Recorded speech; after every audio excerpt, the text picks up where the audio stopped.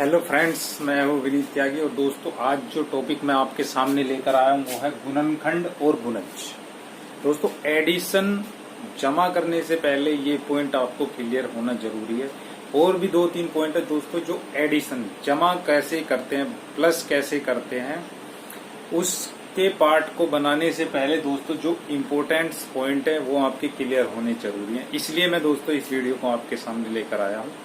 इनके बाद जब ये टॉपिक्स क्लियर हो जाएंगे ताकि आपको प्लस करने में कोई प्रॉब्लम ना आए, जब मैं प्लस के क्वेश्चंस दोस्तों आपको बताऊंगा तब आपको पता लगेगा ये वीडियोस पहले क्यों बनाए गए हैं या इनकी क्यों जरूरत पहले पड़ गई प्लस या माइनस करने के वीडियो से पहले। तो दोस्तों पूरी वीडियो को लास्ट तक देखना, बहुत इंपॉर्टेंट पॉइंट्स बताने वाला और इन्हें समझना। दोस्तों ये चीजें बहुत ज्यादा यूज होती हैं जब आप कॉम्पिटिशन लेवल के क्वेश्चंस को सोल्व करते हैं।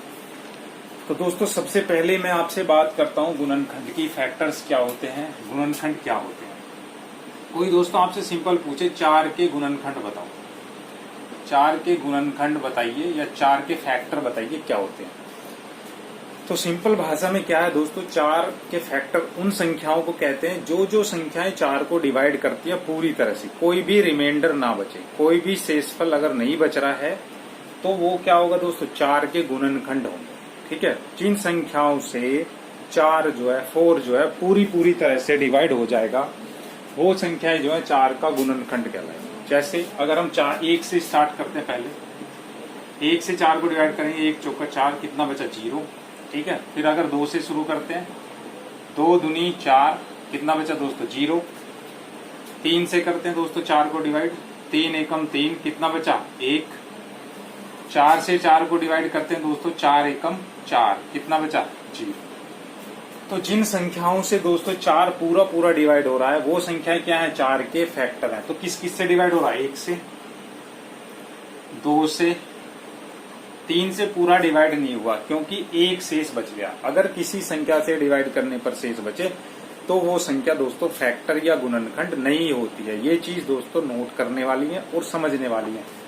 और 4 एकम 4, तो 4 के फैक्टर क्या क्या है, 4 के गुणनखंड कौन कौन से हैं, 1, 2 और 4 के गुणनखंड है। खुद कोई संख्या भी खुद का गुणनखंड होती है दोस्तों, इस चीज को ध्यान रखना। और जितने भी गुणनखंड हैं, देखो 1, 2 और 4, ये 4 के क्या है, फैक्टर हैं या गुणनखंड है। ये जो चारों है, ये जो तीनों संख्याएं दोस्तों, ये तीनों संख्याएं या तो 4 के बराबर है या 4 से छोटी है। 4 के बराबर क्या है 4, 2 भी 4 से छोटा है, 1 भी 4 से छोटा है। तो ये चीज ध्यान रखना, जो गुणनखंड होते हैं, जो फैक्टर होते हैं दोस्तों, वो या तो संख्या के बराबर होती है ज्यादा से ज्यादा या संख्या से छोटे होते हैं। संख्या से बड़े गुणनखंड कभी भी नहीं हो सकते, संख्या से बड़े फैक्टर्स कभी भी नहीं होते हैं, कभी भी, नेवर।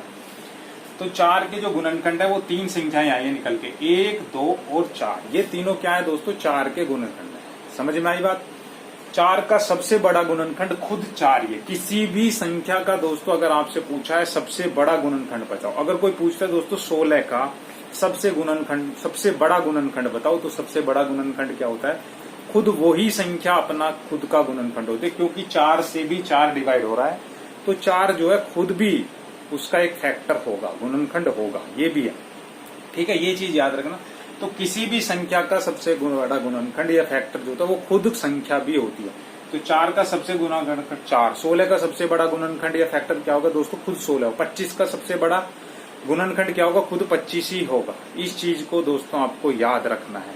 ठीक है, तो 4 के गुणनखंड क्या होगा, 1, 2, 4। और एग्जाम्पल दोस्तों मैं आपको बता रहा हूँ। सपोज करो आपसे कोई पूछता है 25 के गुणनखंड बताइए। क्या पूछेगा दोस्तों, 25 के गुणनखंड बताइए। सबसे पहले दोस्तों ये भी अंतर आपको करना, फैक्टर और मल्टीपल्स में क्या डिफरेंस है, ये चीज भी सीखनी है। पूरी वीडियो को लास्ट तक देखना दोस्तों, मिस मत करना, क्योंकि ये पॉइंट्स ऐसे हैं जो आपको आने चाहिए। 25 के फैक्टर बताइए। तो सबसे पहले मैंने 1 से डिवाइड करके देखा, 1 दूनी 2, 5 नीचे उतारा, 1 पंजे 5, पूरा डिवाइड हो गया। ठीक है, सॉरी 1 दूनी 2, 1 पंजे 5, तो 1 से डिवाइड करा पूरा। 2 से 25 को डिवाइड करके देख रहा हूँ दोस्तों, 25 से 2 डिवाइड नहीं होगा, 2 एकम 2, 5 नीचे उतारा, 2 दूनी 4, 1 बच जाएगा। 3 से डिवाइड करके देख रहा हूँ दोस्तों, 25 को 3 से भी नहीं होगा, 3 पंजे 3 सत्ते 21, 3 अट्ठे 24, 1 बच जाएगा। 4 से करके देखें दोस्तों, 4 से भी 25 पूरा डिवाइड नहीं होता है, 4 छिक्का 24, कितना बच जाएगा 1। 5 से देखते हैं दोस्तों 25 को डिवाइड करके तो कितना आएगा 5 पंजे 25। और बीच में कोई भी संख्या दोस्तों ऐसी नहीं है जिससे 25 डिवाइड होगा। अब जो नेक्स्ट संख्या है वो खुद 25 ही है जो 25 को डिवाइड करेगी। ठीक है, 25 एकम 25। तो जिन संख्याओं से डिवाइड कर रहे हैं पूरी डिवाइड हो जाए, मतलब रिमाइंडर जिसमें 0 बच जाए, वो ही संख्याएं जो है फैक्टर कहलाती हैं। तो 5 के कितने फैक्टर निकल के आए? 3 फैक्टर निकल के आए। एक तो 1, एक दोस्तों 5 से डिवाइड हुआ 25, और एक किससे डिवाइड हुआ दोस्तों 25 से। तो 25 के 3 फैक्टर हमारे सामने निकल के आए हैं, 1, 5 और 25। ये चीज ध्यान रखना दोस्तों, जो गुणनखंड होते हैं, जो फैक्टर होते हैं, या तो वो संख्या के बराबर होगा बड़े से बड़ा, या संख्या से तीनों छोटे होंगे। सारे जितने भी गुणनखंड होंगे या तो संख्या के बराबर होते हैं या संख्या से छोटे होते हैं। संख्या से बड़े गुणनखंड कभी भी नहीं होते हैं। इस चीज को दोस्तों आपको याद रखना है। पूरा डिवाइड करते हैं दोस्तों, ठीक है। ये तो बात हो गई गुणनखंड की। आप किसी भी संख्या के गुणनखंड उठा लो दोस्तों, आप बता सकते हैं आराम से कौन कौन से संख्या, किसी भी संख्या के आपसे गुणनखंड पूछा जाए तो आपको निकालने कैसे हैं गुणनखंड, उसको डिवाइड करके देखना है कि वो संख्या किस किस से डिवाइड हो रही है। आपसे मान लो सपोज करो 16 के पूछ रहा है, 16 के गुणनखंड बताओ, तो फिर एक चीज और ध्यान रखना दोस्तों, 6 नहीं चाह रहा, 1 छिक्का 6। एक जो है हर एक संख्या का गुणनखंड होता है, एक जो है सभी संख्याओं का फैक्टर होता है। कोई भी संख्या ऐसी है जिसका गुणनखंड 1 ना हो। क्यों? क्योंकि एक जो है सभी संख्याओं को दोस्तों पूरा डिवाइड करता है। इसलिए जो 1 है, 1 हर एक संख्या का फैक्टर होता है या गुणनखंड होता है। ये चीज बहुत इंपॉर्टेंट थी दोस्तों, ये मिस हो रखी थी, तो इस चीज को समझ लो गुणनखंड क्या होता है। 2 से भी दोस्तों 16 पूरा डिवाइड होता है। अगर करें 2 अट्ठे 16 तो 0 बचेगा। 3 से 16 डिवाइड नहीं होता दोस्तों, 3 पंजे 15, 1 बच जाता है। ठीक है, 4 से अगर हम 16 को डिवाइड करें तो कितना था, 4 चौक 16, ये भी पूरा डिवाइड। 5 से भी नहीं होगा, 6 से भी नहीं होगा 16 डिवाइड दोस्तों, 7 से भी नहीं होगा, 8 से हो जाएगा, क्योंकि आपको पता है 8 के पहाड़े में 16 आता है, 8 दूनी 16, ये भी पूरा डिवाइड कर रहा है। अब कौन सी संख्या बची दोस्तों, आधी है। 8 16 का आधा कितना होता है, 8। जब आधी संख्या पे पहुंच जाते हैं दोस्तों तो उसके बाद खुद वही संख्या आ जाती है अगले वाली। अब 8 और 16 के बीच में सिर्फ कोई संख्या नहीं बचेगी जो पूरा डिवाइड करे। तो 16 के जो फैक्टर आए निकल के दोस्तों, 1 होता है, 2 होता है, 4 होता है, 8 होता है और खुद 16 होता है। तो ये सारे क्या है दोस्तों, 16 के फैक्टर हैं। गुणनखंडों की संख्या दोस्तों सीमित होती है। गुणनखंड जो है उस संख्या से बड़े नहीं हो सकते, उस संख्या से सारे गुणनखंड जो होंगे छोटे होंगे। और खुद वो संख्या भी, ये भी याद रखने वाली बात है, खुद वो संख्या भी खुद का एक गुणनखंड या फैक्टर होती है। ये चीज भी याद रखना। गुणनखंड आपको क्लियर हो गया होगा गुणनखंड होता क्या है। गुणनखंड वो संख्याएं होती हैं जो उस संख्या को पूरा डिवाइड करती हैं, और उस संख्या से सारी संख्या वो छोटी होती है, और वो खुद भी एक संख्या अपने का गुणनखंड होती है। अब बात करते हैं दोस्तों गुणज की या मल्टीपल की। मल्टीपल क्या होता है, इस चीज को भी समझना जरूरी है। इसका भी काम होगा, यूज होगा बहुत ज्यादा। धीरे धीरे मैं आपको ले जाऊंगा प्लस कैसे करते हैं, माइनस कैसे करते हैं, पर जितने भी वीडियो जिनके बीच में उन्हें देखना जरूरी है, क्योंकि उनको बहुत ही। इसके बाद दोस्तों एलसीएम एचसीएफ भी आएगा प्लस करने से पहले, क्योंकि एलसीएम का यूज फ्रैक्शंस को प्लस करने में होता है और बहुत सारे में यूज होता है। तो एलसीएम एचसीएफ भी इससे पहले आएगा, जब मैं प्लस करना आपको समझाऊंगा कि कैसे होता है। एक एक चीज दोस्तों स्टेप बाय स्टेप सीखते चले जाओ ताकि आपको अच्छे से क्लियर हो जाए। अब बात करते दोस्तों गुणज की या मल्टीपल्स। मल्टीपल्स क्या होते हैं, जैसे मान लो आपसे कोई पूछे 5 के 5 मल्टीपल लिखो, 5 के 5 गुणज लिखो। गुणज क्या होता है या मल्टीपल्स होते क्या है, इस चीज को समझ लो पहले। मैं साफ साफ बता रहा हूं दोस्तों, गुणज क्या होता है। गुणज ऐसी संख्याएं होती हैं दोस्तों जो उस संख्या के पहाड़े में या टेबल में जो आती हैं, उन संख्याओं को उसका गुणज बोला जाता है। अगर कोई आपसे पूछ रहा 5 के 5 गुणज बताओ, और गुणज जो होते हैं दोस्तों, जो मल्टीपल होते हैं, वो संख्या से बड़े होते हैं या संख्या के बराबर, समझ रहे हो। गुणनखंड जो होते हैं सारे संख्या से छोटे होते हैं या संख्या के बराबर होते हैं, और जो गुणज होते हैं, जो मल्टीपल्स होते हैं, वो संख्या से बड़े होते हैं सारे या संख्या के बराबर। संख्या से छोटा जो होता है गुणज नहीं होता। 5 के 5 गुणज लिखें तो 5 का पहाड़ा लिख दो 5 बार। 5 एकम 5, 5 दूनी 10, 5 तिया 15, 5 चौक 20, 5 पंजे 25। ये जो सारे हैं दोस्तों 5 के गुणज हैं। देखो सिर्फ 5 एक ही संख्या ऐसी जो उसके बराबर है, तो 5 का गुणज 5 भी होगा और फैक्टर भी होगा। 5 जो है ऐसी संख्या दोस्तों, 5 का गुणज भी 5 होगा और गुणनखंड भी होगा, ये दोनों चीज होगी यहीं से, क्योंकि 5 एकम 5, 5 के पहाड़े में भी 5 होता है, 5 से 5 डिवाइड भी हो जाता है।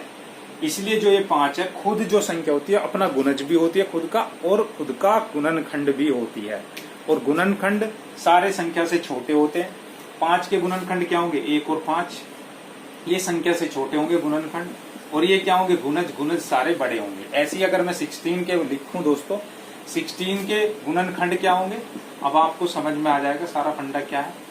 1, 2, 4, 8, 16, ये 16 के गुणनखंड है। अगर कोई पूछे दोस्तों 16 के मल्टीपल लिखिए, मल्टीपल्स की या गुणजों की संख्या दोस्तों असीमित होती है। ये संख्या कहीं भी रुकती नहीं है, क्योंकि 5 का पहाड़ा चलता जाएगा चलता जाएगा चलता जाएगा।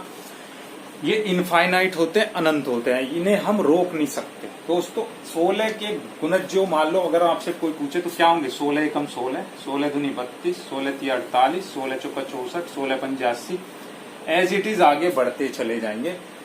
गुणनखंडों की संख्या सीमित होती है, इनको गिन सकते हैं, इतने गुणनखंड है। 16 के कितने गुणनखंड है, 1, 2, 3, 4, 5 गुणनखंड होते हैं, पर गुणज हम नहीं गिन सकते, किसी भी संख्या के गुणज को काउंट नहीं कर सकते, क्योंकि इनकी संख्या असीमित है, इनफाइनाइट होती है। जैसे 16, 32, 48 आगे ऐसे बढ़, तो गुणज देखो, गुणनखंड भी खुद का है वो संख्या 16 है, और गुणज भी है खुद का।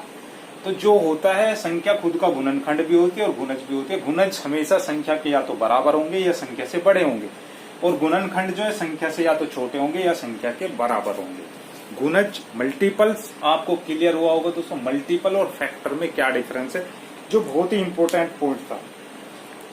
एक जो होता है दोस्तों 1, एक जो होता है प्रत्येक संख्या का गुणनखंड होता है, एक हर एक संख्या का गुणनखंड होता है, ये चीज याद रखना। और अपना भी गुणनखंड हर एक संख्या स्वयं होती है। छोटा या बराबर होता है, ये बड़ा होता है, गुणनखंडों की संख्या पीने की, ये भी मैंने बता दिया आपको दोस्तों। एक दी हुई संख्या की गुणजों की संख्या अपरिमित होती है, मतलब इनफाइनाइट तक होती है, उसको कोई अंत नहीं है। प्रत्येक संख्या स्वयं का भी गुणज। अब दोस्तों एक संख्या मैं आपको बता रहा हूँ, अब थोड़ा आगे बढ़ो। गुणज आपको क्लियर हो गए होंगे, गुणनखंड आपको क्लियर हो गया होगा। अब जो नेक्स्ट पॉइंट है दोस्तों, जो बताना बहुत जरूरी है, उसे मैं बता रहा हूँ। परफेक्ट नंबर क्या होता है, पूर्ण वर्ग संख्या क्या होती है, इसे दोस्तों समझने की कोशिश करना। परफेक्ट नंबर क्या होता है आपसे पूछ सकते हैं दोस्तों ऑप्शन में। जैसे मैं आपसे पूछ रहा हूँ, जो भी दोस्तों मुझे बताइएगा कि मैं आपसे एक क्वेश्चन पूछ रहा हूँ कि क्या 28 1 या 6 है, 6 1 मैं लिख रहा हूं, 6 एक संपूर्ण संख्या है। संपूर्ण बोल रहा हूं दोस्तों, परफेक्ट संपूर्ण संख्या है दोस्तों। वीडियो में कमेंट करके जरूर बताना, संपूर्ण संख्या मतलब परफेक्ट नंबर है ये, परफेक्ट नंबर। क्या 6 एक परफेक्ट नंबर है, ये चीज पूछ रहा हूं दोस्तों। परफेक्ट नंबर क्या होता है? परफेक्ट नंबर दोस्तों उस संख्या को कहते हैं, याद रखना, परफेक्ट नंबर उस संख्या को कहते हैं यदि उस संख्या के गुणनखंडों का योग उस संख्या से दोगुना हो जाए। यदि उस संख्या के गुणनखंडों का योग, फैक्टर्स का सम, उस संख्या से अगर डबल हो जाता है तो वो संख्या परफेक्ट नंबर कहलाती है। क्या कहलाती है? परफेक्ट नंबर कहलाती है। समझ रहे हो दोस्तों मेरी बात? अगर किसी संख्या के गुणनखंडों का योग, फैक्टर्स का योग, फैक्टर मतलब गुणनखंडों का जो सम है, जो जोड़ है, उस संख्या से अगर डबल हो जाता है, दुगना हो जाता है, तो वह संख्या एक संपूर्ण संख्या कहलाती है। दोस्तों ऑप्शन में पूछ सकता है निम्न में से कौन सी एक संख्या परफेक्ट संख्या है, ये बताना है आपको। निम्न में से कौन सी एक संख्या जो है परफेक्ट संख्या है, ऐसे पूछ सकता है। ठीक है, तो आप कौन सी संख्या को परफेक्ट संख्या बताएंगे? परफेक्ट संख्या क्या होती है? पूर्ण संख्या वह संख्या होती है, पूर्ण, संपूर्ण, पूर्ण नहीं संपूर्ण, जिसके गुणनखंडों का योग उससे दुगुना होता है। जैसे 6 के गुणनखंड निकालते दोस्तों, 1 से 6 हो जाएगा, 1 छिक्का 6, 0 बचा। 2 से हो जाएगा 6, 2 तिया 6, 0 हो जाएगा। 3 से हो जाएगा 6, 3 दूनी 6, कितना बचा? 0 बचा। और 6 से 6 डिवाइड हो जाएगा। ठीक है, 6 एकम 6। तो 6 के फैक्टर कौन कौन से आए? 1 एक आया, 2 आया और दोस्तों कितना आया 3 आया, और कितना आया 6। इन सबको जोड़ के देखो दोस्तों, 2 और 1 3 और 3 6, 6 6 12, तो 6 का दुगना कितना होता है दोस्तों 12। तो इसलिए 6 क्या है, इसलिए जो 6 है, 6 एक संपूर्ण संख्या है, एक संपूर्ण संख्या है, परफेक्ट नंबर है। इस चीज को दोस्तों याद रखना, कई बार एग्जाम में पूछा जाता है, निम्न में से कौन सी एक परफेक्ट नंबर है।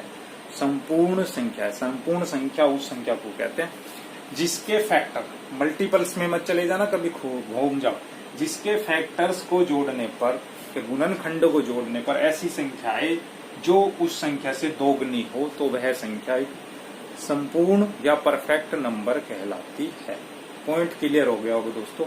नेक्स्ट वीडियो में दोस्तों ध्यान रखना, अगली वीडियो भी बहुत इंपॉर्टेंट आने वाली है। चैनल को सब्सक्राइब नहीं किया तो कर लो दोस्तों, करना पड़ेगा आपको अगर ये लेटेस्ट वीडियोस आपको देखनी है। मिलता हूं दोस्तों नेक्स्ट पार्ट में, आपका बहुत बहुत धन्यवाद।